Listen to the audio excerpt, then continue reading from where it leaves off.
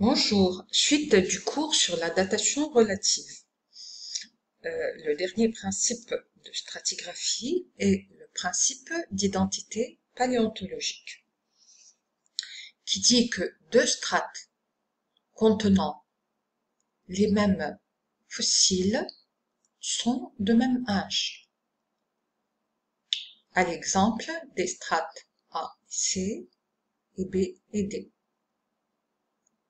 On suppose donc qu'elles ont le même âge, malgré leur différence de faciès.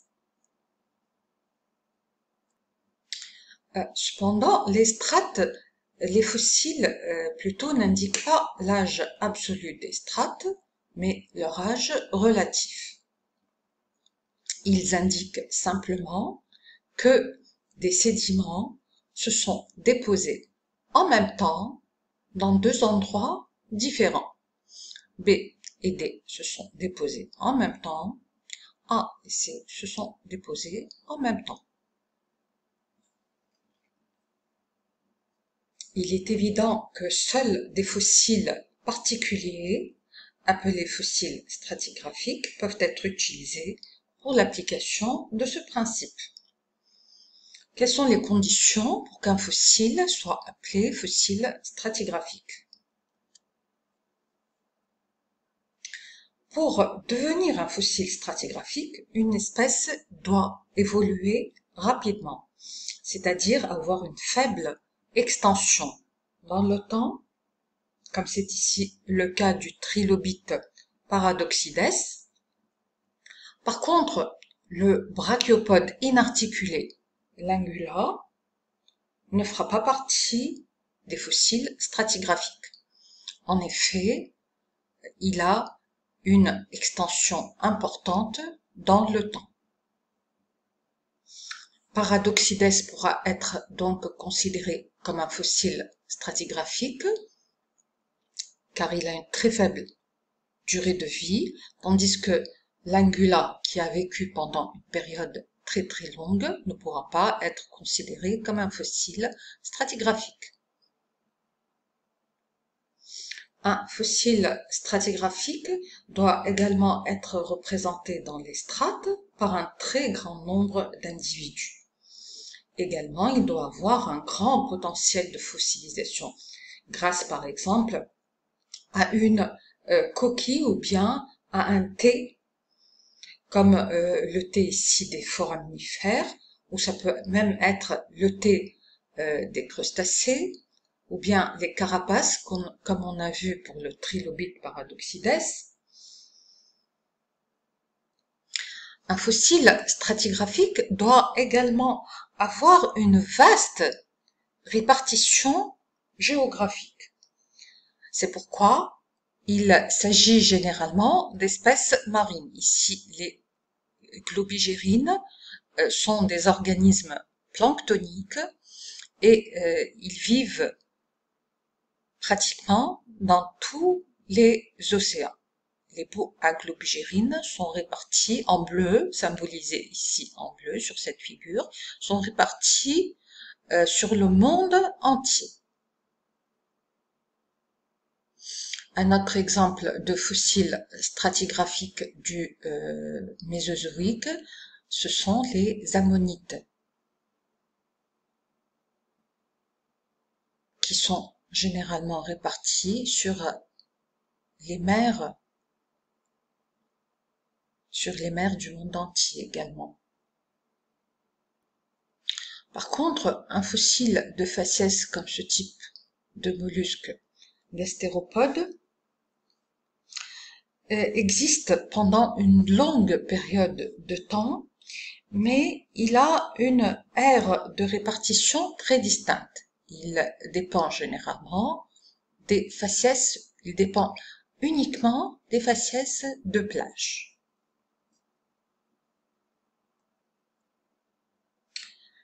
Sur cette figure, vous pouvez cliquer sur pause et distinguer les fossiles stratigraphiques des fossiles de faciès tout en justifiant votre réponse. Voici la solution. Les fossiles de faciès possèdent une grande extension dans le temps, mais une faible extension dans l'espace.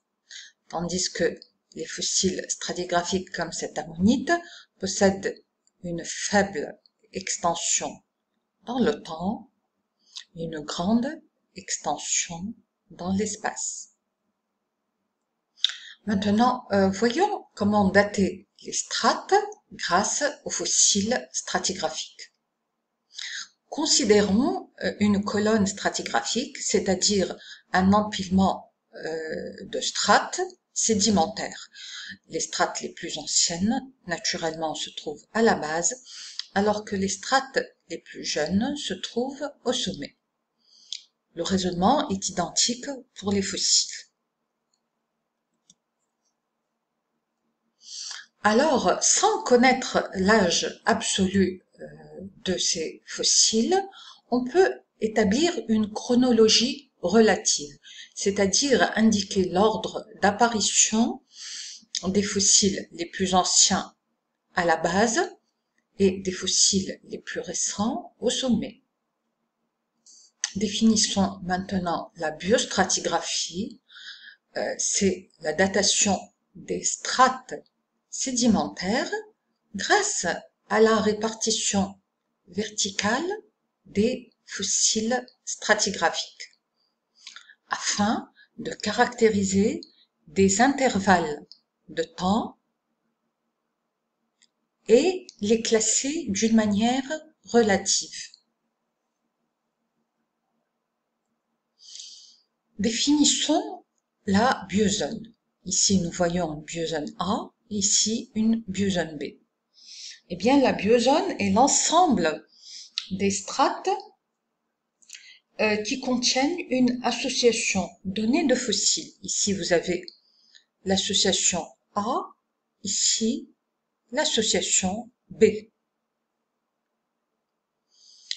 La chronozone, par contre, indique la durée de cette biozone.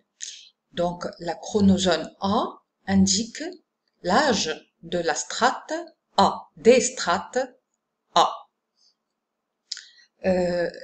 La chronozone B indique l'âge de la ou des strates B qui contiennent l'association de la biozone B. La première apparition d'un fossile appelé taxon est indiquée par un rectangle jaune. Sa disparition, LAD, est indiquée par le rectangle gris. La chronozone représente la durée de cette biozone. L'échelle stratigraphique est donc constituée d'une alternance de chronozones. Après avoir vu les unités chronostratigraphiques, détaillons maintenant les unités lithostratigraphiques, qui se basent plutôt sur la notion de faciès des strates. Rappelons que le faciès désigne la somme des caractères lithologiques et biologiques d'un dépôt sédimentaire. L'épaisseur concernée par un faciès donné peut varier. On peut ainsi définir le faciès d'une strate, d'un membre qui correspond à un ensemble de strates, d'une formation qui correspond, elle, à plusieurs membres superposés, et finalement d'un groupe qui correspond à une association de plusieurs formations empilées les unes sur les autres. Voici un exemple de colonne lithostratigraphique utilisée par les géologues. Nous allons zoomer sur un membre particulier d'une formation particulière qui appartient à un groupe particulier.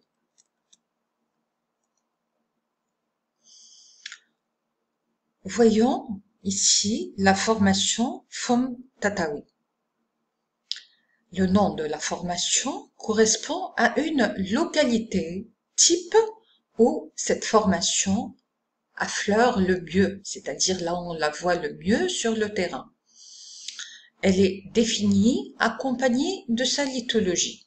Ici, le nom exact de cette formation, c'est formation des calcaires et des marnes de Foum Tatawin, parce qu'elle est constituée d'alternance de calcaire et de marne en majorité. Cependant, à l'intérieur de cette formation, on distingue la superposition de plusieurs membres. 1, 2, 3, 4 membres dans cette formation. Le premier membre est le membre Bniucide, au-dessus le membre Chamemid,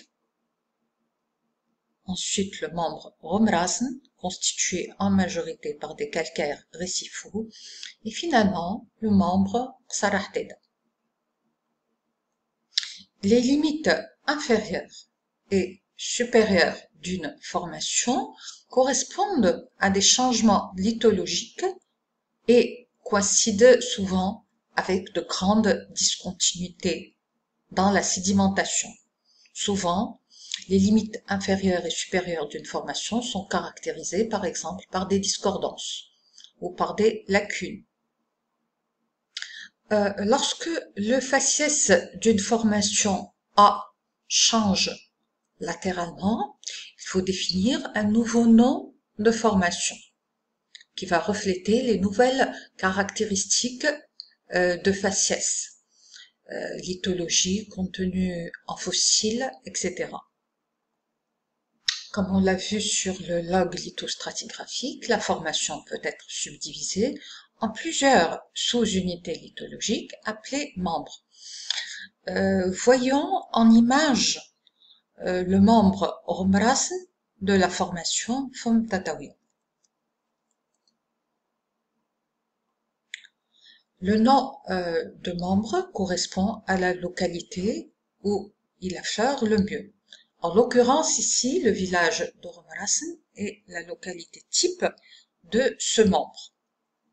Tout simplement, c'est la région où ce membre carbonaté, constitué par des calcaires à fossiles d'éponge, affleure le mieux. Bien sûr, latéralement, ce membre existe. Ici, nous voyons que ce membre se prolonge et nous pouvons appliquer ici le principe de corrélation latérale puisqu'on peut déduire que cette formation carbonatée et celle-là sont de même âge, bien qu'il y ait de l'érosion entre les deux. On voit latéralement vers le sud, au sud de Tatawin, qu'arrive-t-il à ce membre carbonaté? Il s'amincit progressivement, puis il change de faciès. Dans ce cas, il y aura un nouveau nom de membre.